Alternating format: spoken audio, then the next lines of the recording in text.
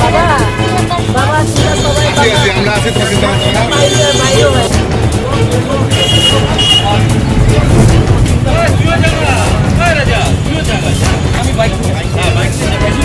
বাবা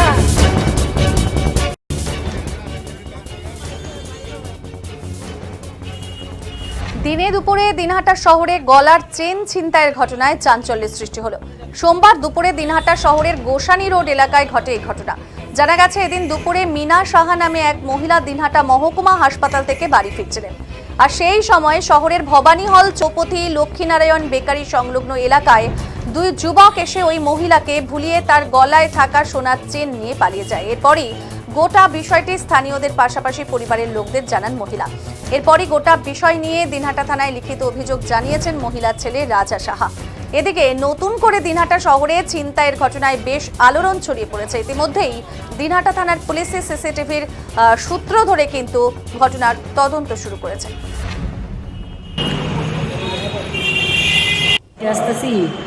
হাইটা আস্তে আস্তে আমি থাকবে রান্না করে রেখেছি, হাইটা যাই, হাইটা আইসেও গেছি ঘুষানোর ওই জায়গাটা বলতে। তো একটা ছেলে না, বাচ্চা মতো ছেলে, মানে অল্প বয়সের ছেলে, এই যে চিকনা ছেলেটা কয় কি, মা আমি বাস ধরবো, টাকা ইসে করতে পারি না, আমি ওই আলিপুর মাথাভাঙ্গায় কাজ করি, এটাও কইছে মাথাভাঙ্গায় কাজ করি।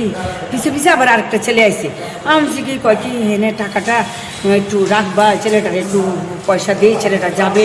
আমি তো সরবো না, শোন বুটের সামনে এই ছেলেটাকে তো দূরে নিয়ে যাবে, দূরে নিয়ে যাবে তো ওইগুলা, এটা তো আমি ধরবো না, এটা আমি ধরবো না, কারণ আমরা এগুলো কোনোদিন ধরি নাই না, এগুলো জীবনে করি নাই।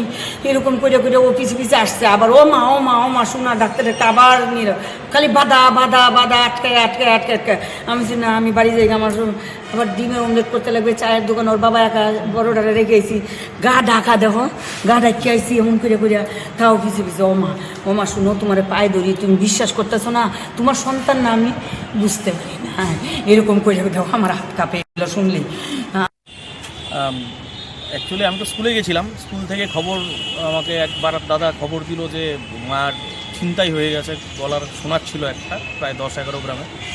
মা এসেছিল হসপিটালে, মাকে 3 দিন আগে বিড়ালে কামড় দিয়েছিল, তো ইঞ্জেকশন নিতে এসেছিলো।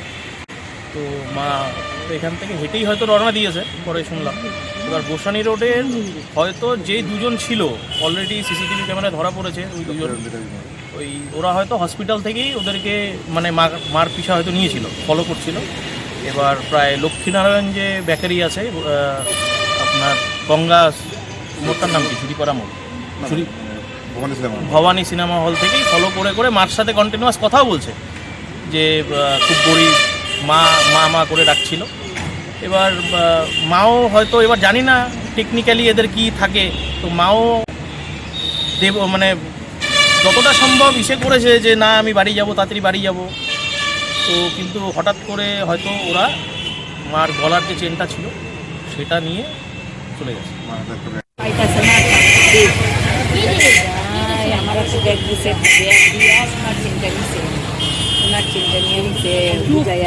অতিরিক্ত তোমাকে আমি বারবার বলছি চুপ থাকো, প্রেশারটা